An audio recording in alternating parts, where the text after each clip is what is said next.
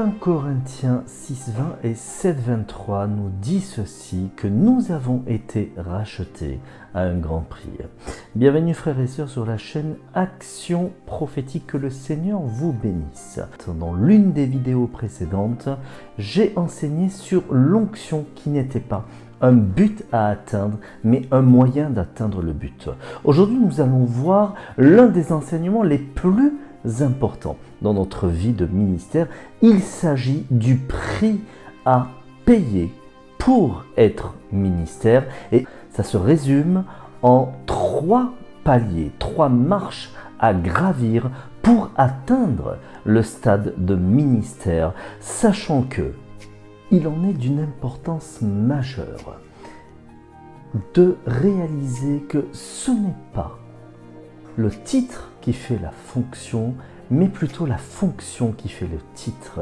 Et celui qui est le dispensateur de dons par excellence, et qui est l'excellence elle-même, qui est à l'origine de toutes choses, est également un Dieu d'ordre. Et l'ordre des choses, c'est de base en haut, ce qui veut dire que être fidèle dans les petites choses pour nous être confiés de plus grandes encore. Beaucoup parmi nous pensent que le ministère est un poids, mais c'est également une vérité et une réalité de ce monde. Ceci étant dit, ne négligeons pas que celui qui nous a appelés et qui nous a, dès le commencement, avant même la fondation du monde, nous a destinés à être dans sa gloire, nous a appelés également à le glorifier ici-bas sur cette terre. C'est la raison pour laquelle il y a une face cachée, car nous abordons le ministère avec une appréhension, tout en négligeant le fait que derrière cela, celui qui est la bénédiction est également bénédiction dans l'appel et le ministère qu'il a pour nous et qu'il nous confie. Ainsi donc, il y a 3 marches à gravir et 3 paliers, et tout cela s'articule autour d'un seul et unique message, qui est la mort à soi, car le prix a été payé, et c'est le sacrifice à la croix qui nous a rendus capables aujourd'hui de pouvoir représenter celui qui est le ministère par excellence, celui qui dispense les ministères à son plein gré au travers de l'Esprit Saint, qui n'est autre que le Seigneur lui-même. Nous devons commencer par une seule chose importante, l'obéissance, car sans cela, nous ne pouvons être serviteurs ni disciples accomplis, et encore moins ministère. Sachant qu'un ministère est également le reflet du royaume de Dieu, est également le représentant du Seigneur Jésus, et également un exemple dans ce monde et pour les disciples. Nous allons voir 2 passages importants dans la parole de Dieu qui sont illustrés et qui indiquent bien quelle est la marche à suivre pour être ministère. Il s'agit ici du passage dans Ésaïe 58 et qui est justement appuyé par Galates 2:20. Et Galates vient appuyer ce que ce passage d'Ésaïe décrit, et qui est la crucifixion. C'est la première marche à atteindre, le premier palier, la crucifixion avec Christ Jésus.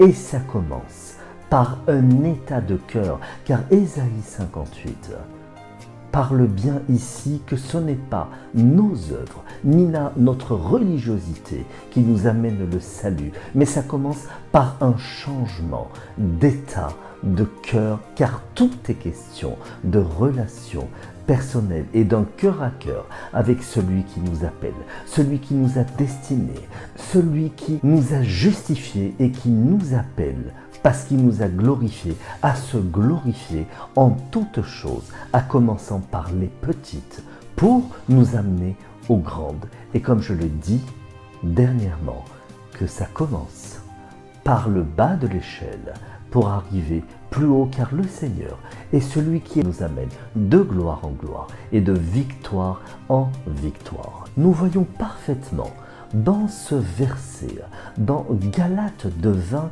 où l'apôtre Paul exprime, il s'agit de l'homme charnel qui a complètement disparu, car la vieille nature est décédée afin de laisser place à la nouvelle, c'est-à-dire à l'homme spirituel. À partir de cet instant-là, ce n'est plus nos attitudes d'homme charnel qui doivent transparaître, mais uniquement celles de l'homme spirituel, de l'homme nouveau qui est né d'une nature spirituelle, transformé dans son état de cœur par l'Esprit Saint. Et à partir de cela, nous comprenons deux choses, car il y a un double sens à cette crucifixion qui est relatée dans ce verset-là de Galates. L'apôtre Paul dit que Jésus-Christ est mort, c'est le Jésus homme qui est mort, afin que le Fils de Dieu ressuscite. Le second sens ici, il s'agit bien des sentiments de Jésus-Christ au travers de sa crucifixion, au travers de notre crucifixion. Selon ce qui est écrit dans Philippiens 2:4, où il est dit « Ayez les sentiments qui étaient en Jésus-Christ ». À partir de là, nous pouvons comprendre que les sentiments de Jésus sont à l'opposé de la nature humaine, ce qui produisent en nous la vie par l'Esprit et dans l'Esprit du Seigneur Jésus. Nous comprenons par cela également que finalement, la crucifixion en Christ Jésus n'est pas autre qu'une attitude de cœur qui doit changer et qui peut changer en nous. Une attitude de cœur qui va non seulement changer notre entourage, mais par amour pour le Seigneur Jésus, va entraîner notre entourage à changer au travers de la crucifixion à la croix. Et ce même apôtre Paul dit également dans Philippiens 3:10 que nous devons prendre part aux souffrances de Christ et être semblables à lui à la mort pour une résurrection. Il s'agit bien ici de mettre de côté notre nature charnelle et accepter la nature divine, celle qui est inoculée en nous par Christ Jésus au travers de son sacrifice à la croix. Et c'est bien celle-ci que nous devons adopter, celle-ci que nous devons développer en nous chaque jour, car il est écrit de marcher en nouveauté de vie.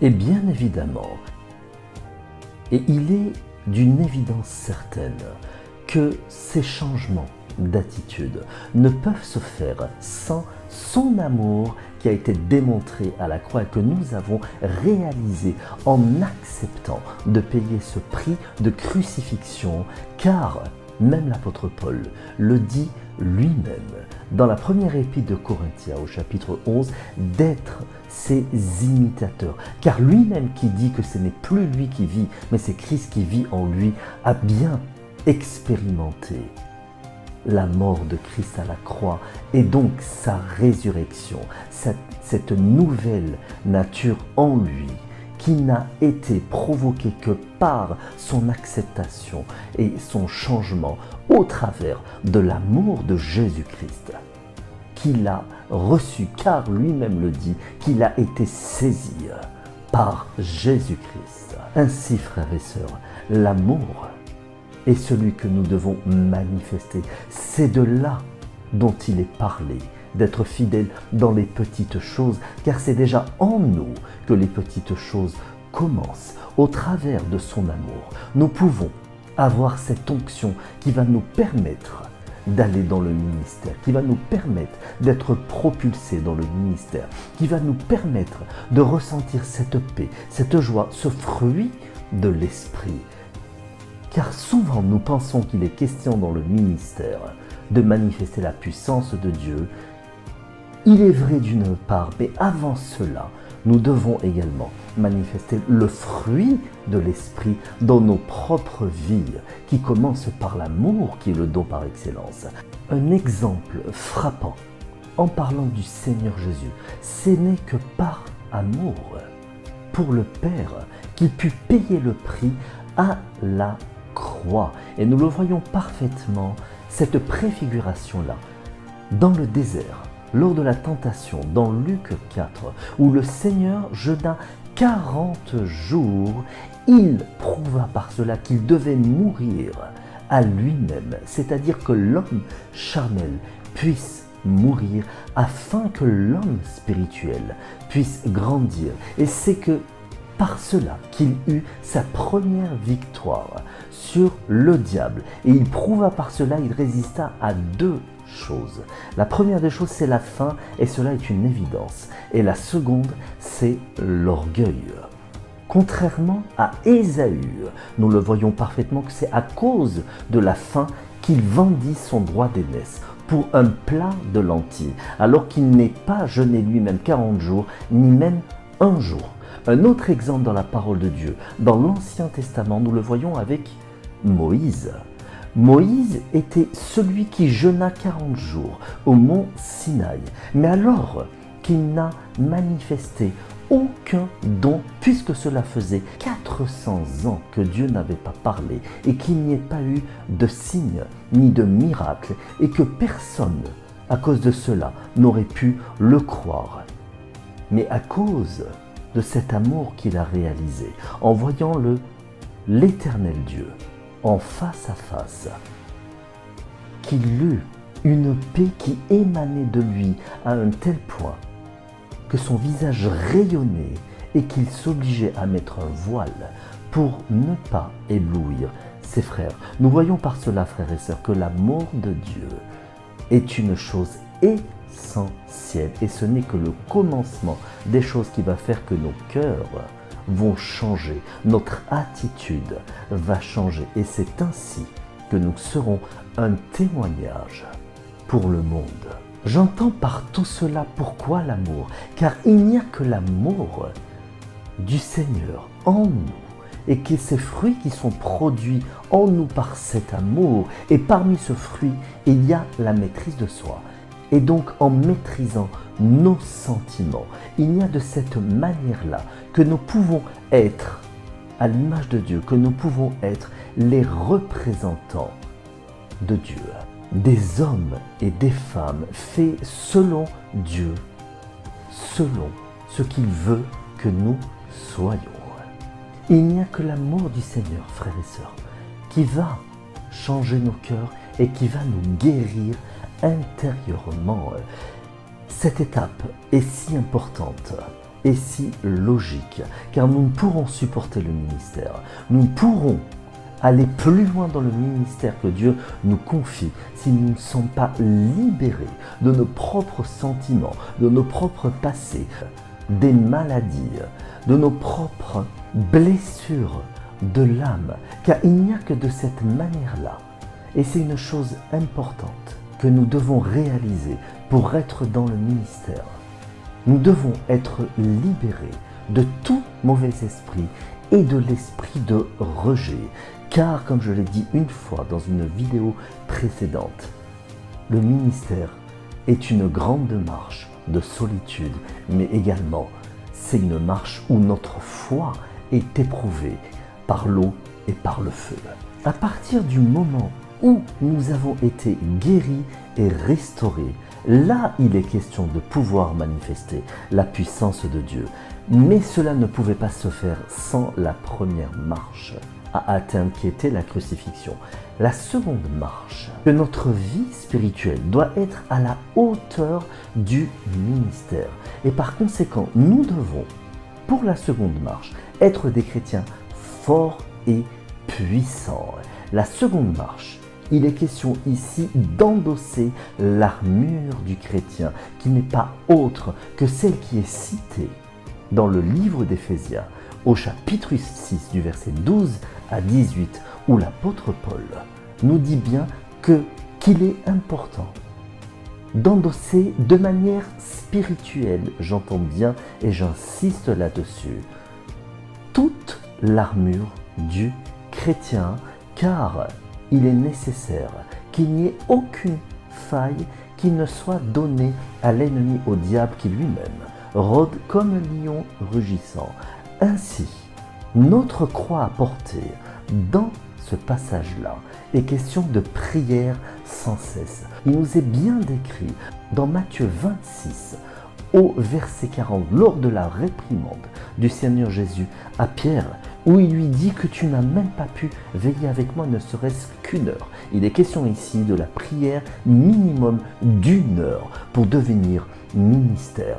Car il n'y a que là que nous pouvons endosser l'armure du combattant par la prière du minimum 1 heure dont il est question. Nous le voyons également que le Seigneur lui-même, Luc 4,40, il est dit de lui qu'il se retira pour prier, mais que dans la journée, il travaillait et il manifestait le ministère que le Père lui a confié. Frères et sœurs, la prière sans cesse est importante, car il n'y a que dans la prière que nous pouvons rechercher et atteindre la puissance de Dieu, la toucher et donc l'onction pour notre vie. Il n'y a que l'onction qui va briser le joug dans notre vie, mais également en la relâchant pour la vie des autres. L'onction pour un ministère est importante et je vous incite à voir la vidéo qui a été faite sur l'onction, un palier ou une finalité. Je ferme cette parenthèse. De cette manière-là, frères et sœurs, la prière sans cesse nous aide à tenir ferme dans le mauvais jour, comme le dit l'apôtre Paul dans ce chapitre-là de Éphésiens 6. Je tiens également à souligner une chose importante. Dans ce chapitre 6, il est question ici du disciple accompli et non pas du ministère. Mais si il est conseillé aux disciples de prier sans cesse, à bien plus forte raison pour un ministre de Dieu qui lui-même doit prier pour libérer l'onction et la relâcher sur les autres afin qu'ils puissent être libérés du joug qui les tient en esclavage. De cette manière-là, frères et sœurs, le parler en langue est également si important, car ça nous permet d'être en connexion constante avec l'Esprit et en communion permanente avec le Seigneur. La prière, frères et sœurs, tout comme le parler en langue, nous aide à nous décharger du fardeau du ministère. La troisième et dernière marche et le dernier palier à gravir pour devenir ministère est l'abandon à Dieu. L'abandon pour Dieu. Et il est question d'un abandon total pour Dieu. Mais il y a deux sortes d'abandon, frères et sœurs. Le premier doit passer par un brisement. Nous le voyons parfaitement dans la parole de Dieu qui illustre ça dans le livre de Joseph, la vie de Joseph, où il a été contraint d'être séparé de sa famille parce qu'il fut vendu en esclave.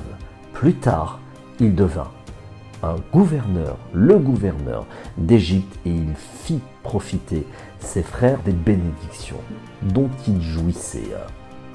Nous le voyons également avec Moïse, qui est un exemple également dans la parole de Dieu, où lui-même fut à 2 reprises séparé de sa famille. Une fois pour qu'il soit élevé par la fille de Pharaon. La seconde, c'est quand il commis le meurtre d'un Égyptien et il fut séparé, mais au mont Sinaï, il rencontra le Seigneur et il fut le libérateur du peuple des Hébreux. La seconde manière d'abandonner le Seigneur pour le suivre est un abandon spontané. Nous le voyons dans Élisée, qui le fit de manière spontanée avec Élie. Mais l'abandon, frères et sœurs, ne peut fonctionner sans la foi en celui qui a les promesses certaines, en celui qui est toute chose et par qui toutes choses ont été créées, en celui qui nous appelle à le glorifier. L'abandon et la foi. La foi va être éprouvée et c'est dans la persévérance et dans la fidélité que l'abandon puisse produire des fruits où Élisée obtint la double onction par fidélité, par persévérance, même lorsque sa foi fut mise à l'épreuve d'abandonner. Il est dit de Élisée qu'il servit fidèlement Élie. Il obtint la double onction. Nous le voyons également notre Seigneur, l'exemple par excellence où lui-même a tout quitté, a quitté sa gloire céleste. Il est dit également du Seigneur qu'il dut abandonner sa famille terrestre pour l'appel et le ministère. Mais également les apôtres qui instantanément, à l'ordre du Seigneur, au moment même où il les appela, ils quittèrent tout et le suivirent. Un seul personnage ne l'a pas fait, était l'homme riche, qui lui-même était plus attaché à l'argent qu'à Dieu. Il est dit également que le Seigneur Jésus, il eut un élan d'amour envers cette personne-là. L'homme riche eut la possibilité, encore une dernière fois, d'aller, d'abandonner, mais il ne l'eut pas fait. Lorsque le Seigneur, frères et sœurs, nous demande de faire une chose pour lui, ce n'est pas pour lui faire plaisir, c'est pour s'habituer à lui obéir, par amour et par confiance pour lui, pour faire grandir en nous la foi en lui, selon ce qui est écrit. Ayez foi en Dieu, ayez foi en moi, ce qui veut dire que nous ne devons pas uniquement croire en Dieu, mais le croire. Car le Seigneur veut nous amener dans des situations, mais également dans des atmosphères, dans des niveaux spirituels que nous ne pouvons même pas imaginer, ni soupçonner, car lui seul veut se glorifier au travers de nous, car nous avons été faits à son image. Glorifier le Seigneur, c'est lui rendre toute la gloire, car lui-même est le Dieu de gloire qu'il partage avec nous, mais qu'il ne donne sa gloire à personne. C'est la raison pour laquelle il est important, à la lumière de toutes ces informations, de tous ces paliers qui ont été cités dans cet enseignement, de peser à la dépense. Car le ministère n'est pas à prendre à la légère. Le ministère, c'est une passion pour Dieu, pour le glorifier. Le ministère doit se faire dans l'humilité, dans la consécration, dans la sanctification, dans l'amour pour Dieu, et non pas pour se glorifier soi-même, non pas pour briller, car beaucoup veulent le ministère, beaucoup veulent le titre, mais ils ne réalisent pas que l'onction peut être un jugement pour eux. Nous ne devons pas jouer avec l'onction, frères et sœurs. Nous ne devons pas être destitués comme l'a été le roi Saül, qui n'a pas obéi à Dieu, alors qu'il avait reçu un ordre de l'Éternel. Mais nous connaissons aujourd'hui, il a chuté, il fut possédé par un esprit, et ses fils moururent. Frères et sœurs, le ministère n'est pas à prendre à la légère. Le ministère, ça vient de Dieu lui-même. Il n'y a que par amour pour Dieu et par passion pour Jésus-Christ que nous pouvons supporter et aller jusqu'au bout du ministère. La parole dit, frères et sœurs, que vaut mieux la fin d'une chose avant son commencement. Le but, c'est de bien commencer pour bien finir. Voilà pourquoi il est question de mourir à soi-même. C'est la phrase qui résume tout cet enseignement, que si le grain de blé ne meurt pas lui-même, alors il reste seul. Mais s'il meurt, il n'y a que là qui peut porter du fruit, durable et en abondance. Il n'y a que dans la droiture de cœur et dans cette humilité que nous pouvons glorifier le Seigneur, car à lui seul revient la gloire pour les siècles des siècles. Amen. J'espère que cet enseignement et cette vidéo nous a tous édifiés. Que le Seigneur vous bénisse et maintenant je vais prier pour chacun de vous. Et que s'il y a des malades qui sont en train de regarder cette vidéo, alors mettez vos mains là où vous avez mal. Je peux vous assurer que l'onction est illimitée et elle peut passer au travers de votre écran. Et l'onction maintenant peut vous toucher. Je prie, Esprit de Dieu, va, Esprit de 4 vents. Selon Ézéchiel, va et touche personne sur leur couche, là où ils se trouvent, là où ils ont mal maintenant, et j'ordonne aux maladies de quitter les corps, et j'ordonne au corps de réceptionner toute la guérison qui a déjà été acquise à la croix. Car Seigneur, tu dis dans ta parole que tu es l'Éternel, que tu nous guéris, et tu ne nous frapperas pas de la maladie dont tu as frappé les Égyptiens, car tu as tout porté à la croix et c'est par tes meurtrissures que nous sommes guéris maintenant. Tous ceux qui ont des maux de tête maintenant sont guéris instantanément. Au nom de Jésus, les migraines vous quittent maintenant. Les douleurs aux reins. J'ai une vision, une personne a des douleurs au niveau des reins, du rein droit et du rein gauche maintenant. Au nom de Jésus, les reins sont assainis maintenant et ils fonctionnent correctement.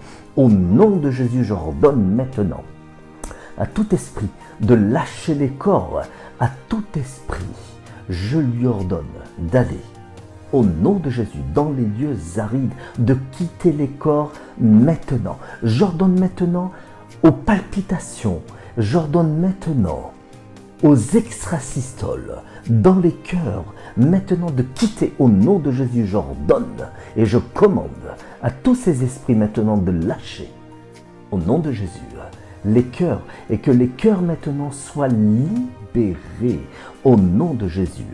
J'ai cette vision au moment où je vous parle d'une personne qui ne comprend pas pourquoi, mais à chaque fois qu'elle se trouve dans une gare, elle a toujours mal au cœur et elle est oppressée. Mon frère, ma sœur, si toi tu te retrouves dans cette vidéo, n'hésite pas à mettre un commentaire, car à cet instant, je te dis et le Seigneur te révèle que ce qui provoque toutes ces angoisses dans les gares, ce n'est pas autre que le climat spirituel des personnes qui sont eux-mêmes chargés, qui ne sont pas dans une sanctification, car le Seigneur te dit, ce n'est pas un esprit qui t'anime. Le Seigneur te dit simplement, tu as une sensibilité prophétique, tu es sensible au monde spirituel qui t'entoure. Et voici, le Seigneur te dit, ne t'inquiète pas, ce n'est qu'un don, car au travers de cela, tu vas développer non seulement le prophétique. Je ne te parle pas de ministère. Il ne s'agit pas du ministère, il s'agit simplement du don prophétique. Car tu vas développer ce don prophétique, mais également la compassion des âmes. Car il s'agit également ici, et le Seigneur te dit, il y a un don de guérison qui est en toi. Et ce don-là, tu vas l'utiliser en mon temps, te dit le Seigneur, au moment même où ça va se développer, je te mettrai à l'épreuve et tu iras, le Seigneur te dit, je t'enverrai vers les malades afin que tu puisses, au travers de tes mains, tu puisses leur imposer les mains et les malades seront guéris selon ce qui est écrit dans ma parole. Voici, frères et sœurs, je vous bénis une fois de plus au nom de Jésus, que le Seigneur vous garde dans sa paix qui surpasse toute intelligence. Et je vous dis à très bientôt dans une prochaine vidéo où il y aura encore le feu, le zèle, non pas amer, mais le zèle pour Dieu et la passion pour Christ. Amen.